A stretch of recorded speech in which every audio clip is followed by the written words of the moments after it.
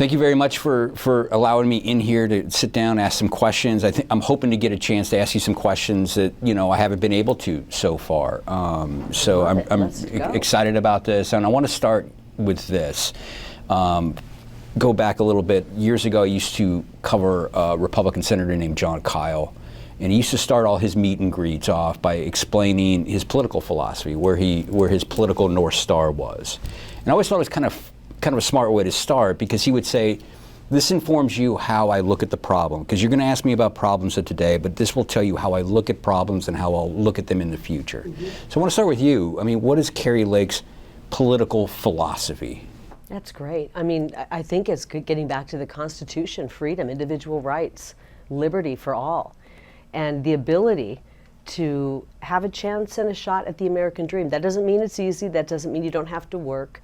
That doesn't mean things are handed to you. It means you're going to have the opportunity. And I think when you look at our policies, Dennis, they're all designed to help people, to lift people up, give them an opportunity, and then let them fly and let them achieve that.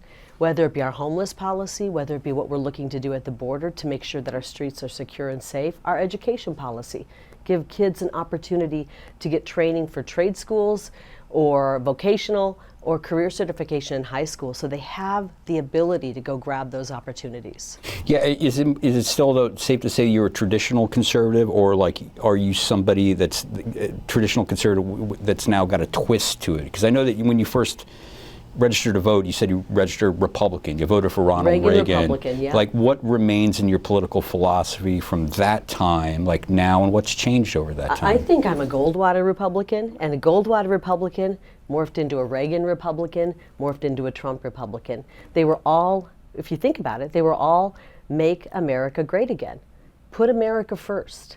And Goldwater started it. We saw it with Reagan. We got a great feel for it. And we saw how it turned around our country from a really bad spot to great prosperity for all.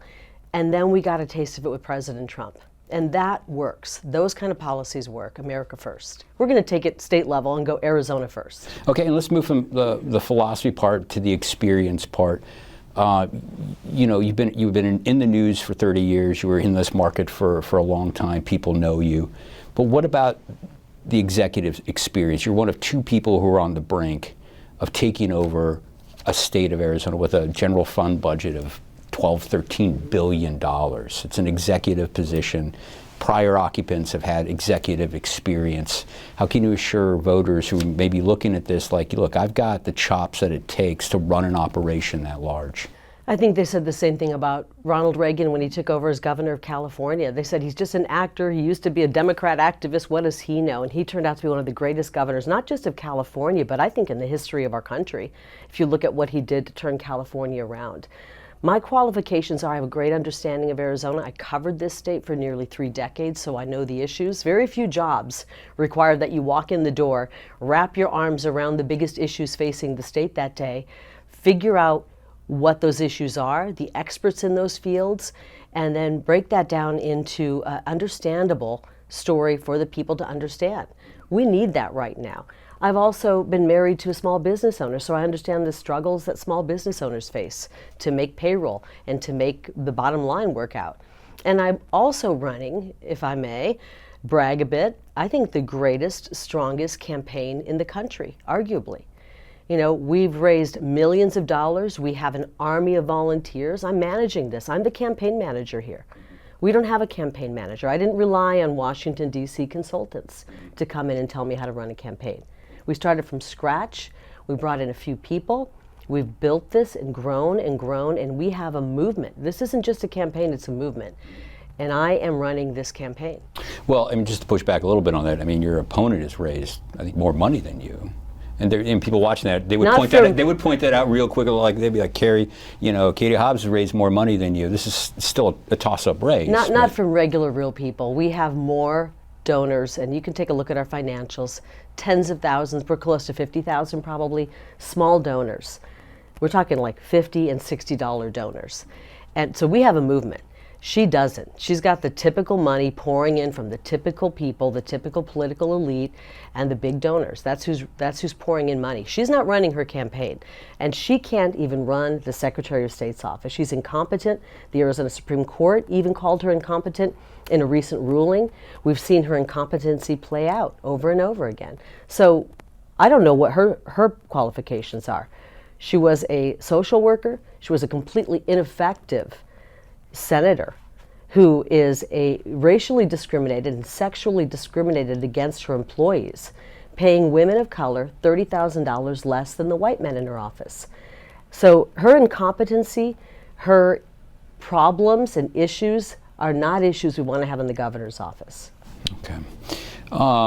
So let's get down into, get a little bit here. Again, like I said, you're one of two people on the brink of running the state of Arizona. Have you been given any thought to the people you might hire? Let's start with, like, you've made border a central part of your campaign. Any thoughts about, like, a border czar? Anybody in mind? Any qualifications for that kind of person? I think, too, another big hire, if you were to win, would be Department of Health, because you've made COVID and the response there a big deal. What kinds of qualities are you looking for? Do you have people in mind for these jobs? I do. People who understand my policy and want to make sure that it's successful, who agree with the policy that we have the right to invoke our Article 1, Section 10 rights in the United States Constitution to protect our citizens at the border. I have people that I've already brought in. We're working diligently already with the expectation that we will win, because we know we have a movement and we look at the numbers and we know where we stand. And so we don't want to be caught flat-footed. But I'm not going to name names right now because I know how the fake news operates. There'll be an article, there'll be a headline, so-and-so is going to work for Kari Lake and be her border czar, be the chief of border security. And the media will spend the next 7 days tearing that person apart. And then after we win, they'll spend the next several months tearing that person apart. The people that we're choosing are people who love this state, are willing to put their own needs aside to come in and help run this government, run it lean, get rid of any excess that we don't need, make sure that it is a government of the people, by the people, and for the people, and we will be returning our state government to the people. The people of Arizona will be my boss, not the other way around. Would you keep the department heads in place right now? Some of them. I think we're looking at some departments and we're getting a feel for where everything is, kind of taking the temperature. And some departments are going to need some triage and some immediate help. Others, if they're running great, we've had a Republican governor. I think Doug Ducey's done a great job on many levels. So we don't need to go into every department, reinvent the wheel, tip over the apple cart and set it on fire. But there are some departments that we are going to need some immediate help. So, I mean, I know you're trying to avoid naming names and getting into all that, but I do have to ask, like Department of Health Services, do you think that's a department that has been run well? I don't. And that is a department we're going to do some work in. We want to make sure we have frontline doctors who really understand patient care, who understand science, who aren't just going to take marching orders from Big Pharma and from Anthony Fauci. We've learned a lot since COVID about a lot of corruption happening at the high levels of our government, in the CDC and Anthony Fauci's department. And we're going to have to take a better look at how we handle health emergencies from here on out, because we will not be forcing anybody to get a shot, an experimental shot against their will, in order to be able to go and put food on the table and work and put food on the table for their families. We're not going to be pushing experimental shots on people in Arizona. We know that these shots have problems, and for the people who've had them and made the decision to do so, that's their business. But if your boss was trying to force you to get an experimental shot without all the proper information, because the media was keeping that from us. Media was taking so much money from Big Pharma and from Anthony Fauci and company that they didn't report fairly, Dennis, on these shots. They really didn't. They didn't report the VAERS studies, which showed injuries from these shots. They did not do due diligence. They just took the propaganda the government was telling them to say about these shots and reported it. And it's a real shame. I wish it were a minor infraction on the media's part. It was a major problem. So any other departments you're looking at that would make, in your words, need some triage or major triage? Because I would think that, like the Department of Health are going to look at your comments there and say, like, well, if Kari Lake wins, like, there's big changes coming here.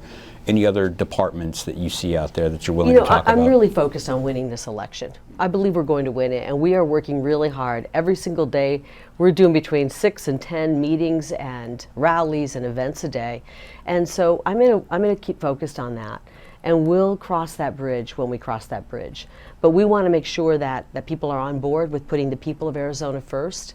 We want to make sure that people heading up these departments aren't about taking our rights and liberties away, and about restoring what it means to be Arizona. Now, we don't want to turn into California. We don't want this heavy hand of the government on our lives. Mm-hmm. So let's get into some of the policies. Let's get into the border policy. Obviously, again, you've made that a big central part of your campaign. Day one, I think I've heard you say, declare a border invasion. Walk viewers through what that looks like then, because I mean, I've talked to people, and it's been explained about the constitutional powers, what that all means. What is that going to look like? What is that in your worldview? What does that enable the state to do from that point forward? Well, it pretty much tells the federal government that we're going to take control of our government it tells the federal government we're going to take control of our border. And it tells them how we're going to invoke that right through the U.S. Constitution. As I said, Article 1, Section 10, and you know about the Guarantee Clause, Article 4, Section 4, that the federal government is really supposed to protect us. And these are like untested, though. These are untested. Untested legal theories, and I think you've already said there's going to be some big legal fights. Yeah. And we're ready for that, and we will be ready for that. We're going to make sure we have the best attorneys to take on the fights that are going to come our way. We have to do this. Dennis, I wish I could sit here and say we don't have to do it. Border's going to be fine. We'll wait for 2 years. Hopefully we'll get a different president who will actually care about our border. We can't wait 2 more years. We can't watch as much all of this fentanyl pours in that's taken the lives of our young people. The hardest thing in the world is to sit down or have a mother come up to you, or a father who lost their loved one, who lost a child to fentanyl poisoning. It doesn't have to be pouring in, and it's being allowed to pour in because we don't have control of our border. And we're not going to allow people to continue to flood in. We're going to, wherever we can, stop people from coming across illegally. We have a very good legal immigration policy, and there's a way to come into this country legally, and we are okay with that. That's fine. But we're not okay with people pouring across our border with these fraudulent asylum claims. Mm-hmm. And we're going to put a stop to that. Yeah, and we'll get to the fentanyl here in a minute. That is a problem. And yes, I can imagine if you've lost a family member to that, how terrible that's got to be. But nearly 3,000 Arizonans lost their lives last year. So this is a crisis. If this happened all at once, this is to a level where and think of the people who've had overdoses with Narcan. Narcan brings them back to life. Think of the destruction on our streets when you see the homeless. A lot of that is fueled by drugs pouring across the border. A lot of our problems, Dennis, come from this wide open border. So that is our first line that we're going to make sure we handle, is the border. And we'll get back to that in just 1 second. I do want to ask another follow-up on the invasion stuff. Does that mean arming the National Guard and sending them down there? Because as of right now, they work in a support role. That's right. The National Guard helping people on the front lines. But are we talking armed guards down there? What are we talking about? What we don't want is our National Guard members to be unable to defend themselves down there. So arming them is not about shooting people. Arming them is about protecting themselves. Sure. We just had an incident Saturday night where Border Patrol shot and killed a smuggler trafficker. I don't know if you heard about this down near Yuma. These people, 3 people in this country illegally, working for the narco terrorists, the cartels, shaking down some of the people coming across the border, and one of them was shot and killed. And they're dangerous people. These are not people who are goofing off. They're not messing around. And I'm not going to put Arizona National Guard on the border to be hurt. We're putting them there to stop people from coming across. And so let's get back to the fentanyl thing. You said you're going to put a stop to that. How do you put a stop to that? Well, you put a stop to it by first trying to stop or slow the flow of the drug coming in. And you don't stop the fentanyl crisis by doing nothing on the border and allowing the cartels to just pump as much of the stuff as they want in, which is what's happening now. So that's why we're going to take a very hard stand on the border and push back on these cartels and make sure that we're trying to stop the drugs from pouring across wherever we can. We have some plans of how we're going to do that. And you can read my whole policy and look at some of the things that we're looking at doing. But we have to go hard on the drugs. The drugs are killing our young people, and it's coming in from China through Mexico into America to destroy this country. Well, and I know some has been written about this a little bit, and we did our own numbers. As of right now, I believe 84.5% of fentanyl being seized right now is coming through the ports of entry. The governor has no authority over the federal ports of entry. Is there a plan to deal with that? I mean, Governor Abbott has put inspections we may near have the to border. do things like that. We may have to do things like that. We're going to send a very loud message to the cartels. And they're either going to get the message or they're not, and we may have to do more inspections. So Do random inspections. But what we're not going to do is sit on the sidelines and watch our state be overrun by drug runners and smugglers. We're not going to sit on the sidelines as our children are getting their hands on fentanyl and dying.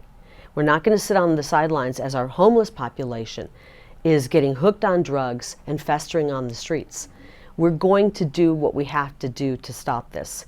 And the cartels are either going to stop running it through Arizona, or they're going to be met with the wrath of hell. And I brought up the Abbott example because there was also some unintended consequences I would imagine from that. It slowed commerce down between Texas and Mexico. If you did additional inspections here, are you worried about slowing up that commerce that's going back and forth between the two countries? Well, I'm hoping Mexico is going to help us so we don't have to do that. And these are a lot of hypotheticals, and I already can see how the story is being written. It's going to be Kari Lake is stopping traffic, da-da-da. I know how this works. So we're going to hopefully be able to work with Mexico and get the same kind of cooperation, perhaps, that they gave President Donald J. Trump. Because there will be consequences if they don't. We need to have a secure Arizona. So Mexico can either work with us to help us accomplish that, or if they don't, we're going to have to take other measures. But we're going to protect our citizens, and we're going to stop the best we can this deadly poison from coming into our country. And what kind of help would you want from Mexico? They could put their Marines on the other side, stop people from coming across, crack down on their cartels, do more inspections on their side. There's a lot of things that can be done. But what we will no longer allow or permit is for nothing to be done. And very little is being done right now under Joe Biden. He's rolled out the welcome mat. The whole world heard the message, and they're all coming. And we can't continue to take this many people in. We can't have people being smuggled and trafficked, and we're no longer willing to have the drugs being trafficked. All right, let's talk a little bit about the tax policy you've gotten. If you need to take a drink, you've talked a lot about getting rid of the grocery and the rental tax. Yeah. There's been some criticism. I'm sure you're probably aware of some of the criticism out there. I believe it would take about $300 million away from a lot of local cities and towns that actually impose them. Some of the criticism from them is saying, how do you expect cities, and particularly some of the smaller communities who rely on particularly like the grocery tax and the rental taxes to pay for essential city services, how do you expect cities to be whole after doing this? Most of the cities are flush with cash right now since the Wayfair ruling, which allows them to take tax basically online sales and products, and they're doing really well. Then the last budget, the state shared funding for cities and municipalities was increased by a huge margin. And now when the citizens of these cities and towns need some help to deal with Joe Biden's dismal economy, the cities are playing poor, like they can't help at all. Something's got to give, and the people need help. Mm-hmm. This inflation is killing people. They can't even afford to put food on the table. So we're going to get rid of the food tax. It won't affect every single city, but it'll affect, I think, about 2/3. And we're going to get rid of the rental tax. That's going to help people immediately deal with Joe Biden's economy. And with the rental tax, how do you ensure that the savings of the rental tax is passed on to the renters and landlords aren't just pocketing that kind of cash? That could happen, and I hope that they won't. But here's one way. I mean, we're going to make the citizens aware of that, and hopefully that the people who are renting pay tax know they're paying a rental tax. The people who are paying that tax, that's the problem with taxes. Sometimes you don't know you're paying them. Yeah. You know, we don't even give people pay stub anymore unless they ask for it. Yeah. So our kids don't even, when they take their first job, they don't realize how much taxes are being taken out of it. We're going to let people know, and they should talk to their landlord and say, please make sure that I get that I get that. And maybe they call them out. They should get that. We hope it goes to the hardworking people paying their rent. That's what we're hoping for. What about what about a broader tax, like a 1/10 of a percentage cut in the overall sales tax? So that gives everybody a little bit of a break, not just people who live in towns where there's a grocery tax. Well, do you think it's right that we're being taxed on the food we eat? This is a necessity. I don't think it's right. I think that's pretty basic. Universally, people think that that's a really bad tax, an inappropriate tax. It was So we're gonna definitely get rid of it. unpopular, I believe, in Phoenix a few years You ago. got to eat. I mean, what are the choices here? And so we're going to look at lowering our sales tax as well. Hopefully in the first year, additionally, we're going to lower our sales tax. We have a surplus, and surplus means we're taxing people too much money. And we're going to give some of that money back. So we will look at cutting the sales tax as well. And we want to look at cutting property taxes in one of our first 4 years and many other areas to make life more affordable here in Arizona. So many people move here because it's affordable, and it's quickly becoming very unaffordable. And we can blame that on Joe Biden, the fool sitting in the White House. And I want to say one more thing on that. One of the things that the cities were saying, some of these elected officials in our cities were saying, oh, it's going to cost us, it's going to hurt our police and law enforcement. They know that's a lie. And I will tell you, if your elected city official is saying we can't help during these difficult economic times by cutting our grocery and rent tax without penalizing your safety, if the very first thing that these elected officials think to do is to cut police and fire, then vote these guys out, because that's terrible leadership. Our people need help. We're struggling right now in this economy. And if the first thing for these city leaders is to go, okay, we're cutting police and fire, they should never hold office again. Yeah, I mean, a lot of local leaders, they never want to cut police and fires, but when you take away revenue streams from them, they could be forced to cut some of those things or other essential services that cities provide, trash pickup, various things like that. How do you help like a city, like a small town that relies on this kind of stuff, that says, look, do what you're going to do, but we need to get some help? We've talked about assisting them through the general fund, but I think they actually have enough money because of this Wayfair ruling, which is allowing them to get a lot more tax revenue. And they have the money because we know what we gave them in the state shared fund in the last budget. They've got a ton of money.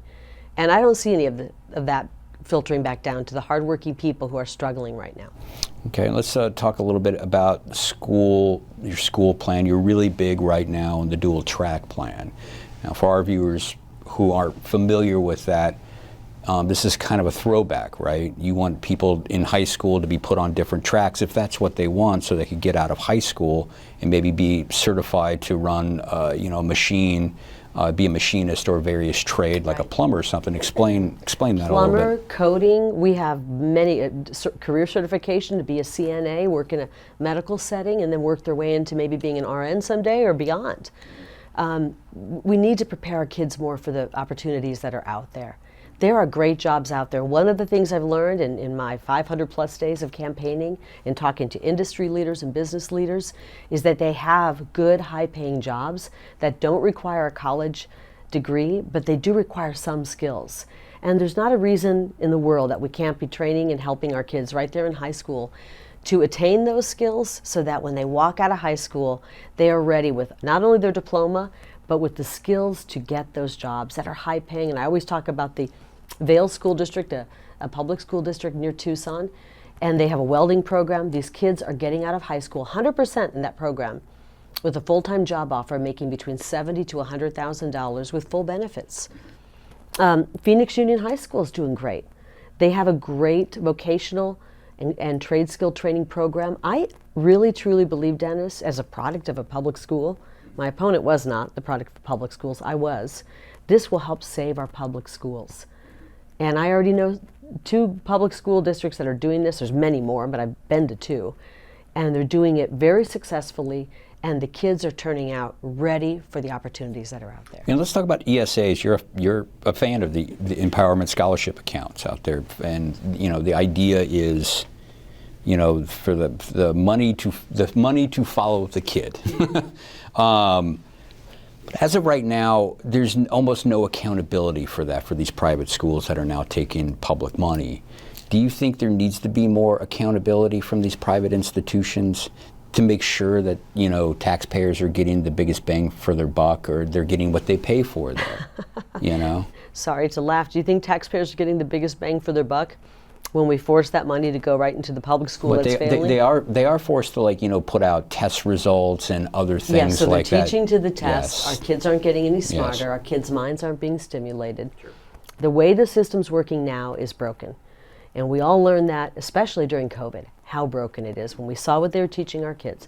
Money, we've been led to believe, and a lot of it by misinformation and bad information pushed mainly by the teachers' unions and perpetuated by the media, that we should be funding the public school, the government-run school. No, we put money aside for education for our students. It's earmarked for our students, not for a specific school. So finally we're freeing that up, and we're getting it right, and we're gonna fund the student. I think the accountability is real easy. You talk to the parents, they know when their kids are learning. I had my kids in many different types of school. Some of them didn't work out for my kids, and when I got them into another school, I didn't need to have a test score from a AZ Merit to let me know that my son was learning or my daughter was learning. Families know when their kids are succeeding, and they know when they're not. But public money going to private, isn't the public interest, don't they have a right to know how that money's being used and whether that's being effective? I mean, that's the pushback now, you know, with some people who are critical of the ESA. And Well, just the asking public whether, school will still get more. Will always get more than the Sure, private school sure. and the charter. And I think the accountability is going to be in how that student is doing. And nobody knows better how their kid is learning than mom and dad. Mom and dad are going to be able to say, this school's working, my son's thriving. He wasn't thriving in the other school. And I'll tell you what it's going to do, and I'm so excited, is bring some competition to our government-run schools. There's nothing better than competition for improving. And even right in a newsroom, if you work in a newsroom, if somebody comes in and they bring another political reporter in and that reporter starts hitting the ground running, a little luck. Competition, Dennis is raising his game, next thing you know, everyone's getting better. yeah, good luck right? to them. Yeah, good luck for them if they want to come in. So we want to see competition in our public-run schools. Yeah, but what about somebody who's in the public school and, like, I don't know, if you want competition, how do I gauge? You know, again, how do you gauge if you're not asking for the same kind of accountability from these private schools that you're getting from the public schools? And transparency. I mean, it's transparency for parents, so they can know So and make. here's what we hear a lot from the public schools. Yeah. We have more regulations than they do. We have more regulations and rules we have to follow. Well, let's cut some of those rules. Let's not add regulations. Okay. Let's cut some regulations and make it easier to educate our kids. This ought to be the last question. Are Really? we? Last one? Well, Okay, we have last to. one. I get it. It's part I of have the deal. another interview. No, I know. You told me about coming in. So I want to know aggregate expenditure limit for education. Are you for lifting that right now, or if it still hadn't been lifted by the time? I think it might. If you were to win, would you want to blow that up and or at least lift it so K-12 schools can get the money they were promised this year? I have a feeling Governor Ducey will. I don't know what he will do. He hasn't told me what he will do, but I have a feeling he may do that. I think it's really worth considering, and I don't want to sit here and tell you I'm going to do this. I haven't looked at it all. I'm still busy campaigning to win. But the problem is we're promising these schools and we're granting these schools, giving these schools and earmarking money for the schools, and we're not getting it to them. Mm-hmm. It's almost like I'm going to promise you all of this, but I know you're never going to get it. So if we're going to earmark the money for schools or for an education program, I think we should consider lifting that. I want to look at the whole thing before I commit to it, but I am inclined to lean in that direction. Doesn't mean I'm going to do it. I'm inclined to lean in that direction. It makes sense to me right now. Mm-hmm. But again, it hasn't been completely laid out in front of me, and I'm not the governor yet. When I am the governor, I will take a look at that, and I will strongly consider it. All right. Well, thank you very much. Good luck on the campaign. Thank you. 7 more days. Who's counting, though? We'll see you at election night.